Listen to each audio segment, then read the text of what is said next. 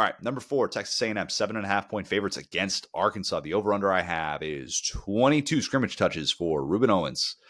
A bummer. Le'Veon Moss expected to miss extended time. Doesn't look like it's season ending, but to be out for a while based on the comments from Mike Elko. I do think this A&M team is built to handle that better than last year's team did because Owens is healthy, and that's a big part of this. 22 scrimmage touches is his career high. It was 2 weeks ago against Mississippi State. He had 17 carries last week, even though it was mainly just 3 yards and a cloud of dust. No run longer than 7 yards on those 17 carries. Credit Florida's defensive line for that. But Arkansas's run fits a little different than Florida's. Just a little bit. 13 rushing touchdowns allowed in the last 4 games. A minimum of 3 rushing touchdowns that they have allowed in those last 4 games. Every one of those teams against Arkansas has run the ball at least 40 times. Don't you think that Colin Klein is probably going to recognize that? If you had to guess, give the ball to Ruben Owens a whole lot. Ole Miss is the only one that did not hit 200 yards against Arkansas in that stretch. Here's the good news for Arkansas. No Jerry World. You're gone. Out of that building. The place where dreams go to die for the Hogs. You're not for going anyone, there really. anymore. There's the opposing team is the only one who benefits in Jerry World. The Packers benefited so much from that building, too. Golly, they do. They really did, yeah. Yeah.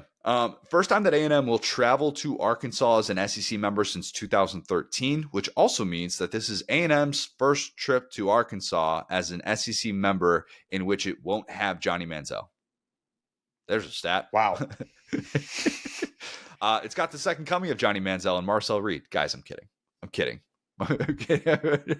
Dude, I'm still waiting for Johnny Manziel to sneak onto their sideline as they get better throughout the year in his old jersey, like he didn't just hang out with Pavia and pick him over Reed.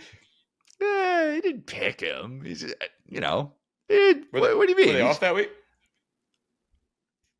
No. Come on, he's showing his guys some love. It's a good opportunity for. I love seeing that. It's like it's Diego Pavia's childhood hero watching Johnny Manziel, and he's showing up to watch it. I got no problem with that. There's plenty of time. Manziel's been on the sideline plenty of times for A&M in the last year plus, I believe. No, right? yeah, I know. It's just if I'm Marcel Reed, I'm saying keep that on that side, and just this is like the dream that Oklahoma is trying to do, or South Carolina, where they have 2 good running backs and the good running quarterback. And again, Le'Veon Moss is like the best. It's like the player in the SEC who is the best, who is the least important, if that makes sense, because we love Ruben Owens. Like, it's just, we've talked about it in the offseason, and I've been saying from the beginning, like, this guy's been banged up kind of his whole A&M career. Not whole career, but he didn't finish the season healthy last year, didn't really start the season healthy this year. He's just not been a super healthy player. Not his fault or anything, but it's not like he's been Mr. Dylan Sampson, who's just, he ended the year hurt as well. But that's why it's good to have lots of options, folks. But that being said, Ruben Owens is just maybe the best backup to an important player like that. And again, Marcel Reed is your, second or third most dynamic runner on a given night anyway. And he would be, most people would take him as a running back because he's so shifty. So I think that if you have a defense who is willing to give you the run and a quarterback who is happy to beat the mess out of a team while attempting 2 passes, I think this will go their way very handedly. I think that as good as the Arkansas offense has been, Bobby P ain't put a foot in the dirt to stop Marcel Reed. They said on the broadcast last week, I don't know if you had audio on this, if you picked up on this too, but it was one of those when I was like, what are we talking about here? They said Marcel Reed was a reluctant runner, which I was like, what? Marcel Reed? We're talking about the same guy, right? He's got 22 scrambles this year. That's second among SEC quarterbacks. Jackson Arnold is the only one with more. Just weird. I'll agree to disagree on that one, but maybe he isn't as willing as Taylon Green, the Four Loco quarterback, but he's down for anything. So when you're drinking Four Loco, run, pass, hurdle, skip, whatever. These are like the angel of the devil on your shoulder. It's like Marcel Reed is like the in phase. I'm going to run what my coach tells me to. I got good receivers. I trust them. And at the other end, it's like, I'm going to do a backflip right now. I'm in the pocket. I'm just going to do a backflip. I don't need to. Oh, here I go. Here's a backflip. And now the guy's open. Yeah, sure. He'll do it all. He's willing to. He had so many of those moments too. Like, I know we talk a lot about Sellers being able to escape pressure.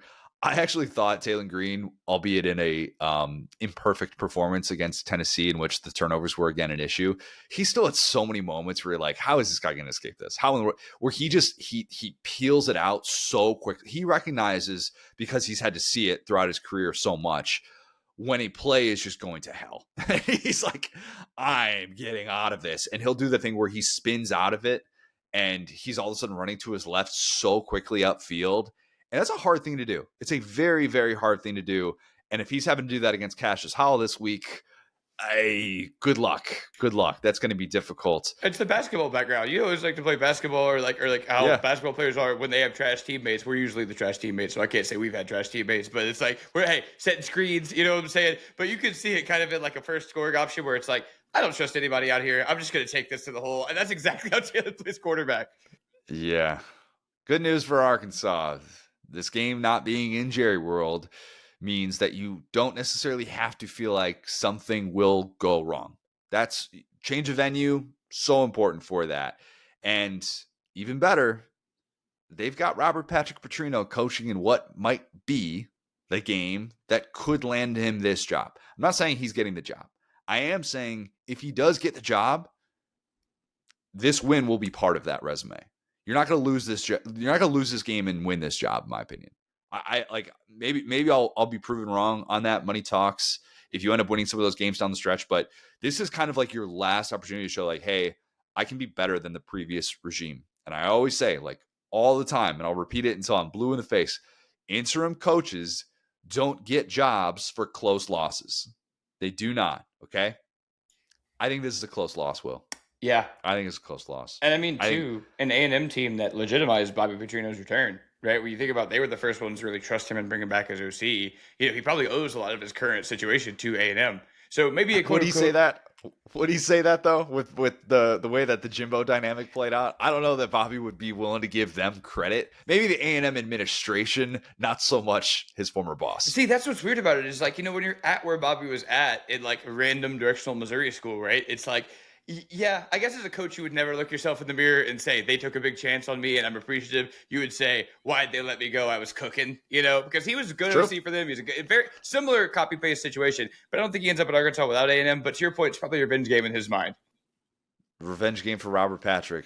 Music to my ears, but I think that defense just once again can't make the big stop that they need to. 31-28 A&M. I'm going Aggies improved to 13-1 in this matchup as members of the SEC, which has somehow only had 2 of these games decided by 3 scores. It's a weird rivalry. Really, really weird the way that it's played out. Not as lopsided within games as one would think based on that record, but I think once again A&M is able to find a way against Arkansas.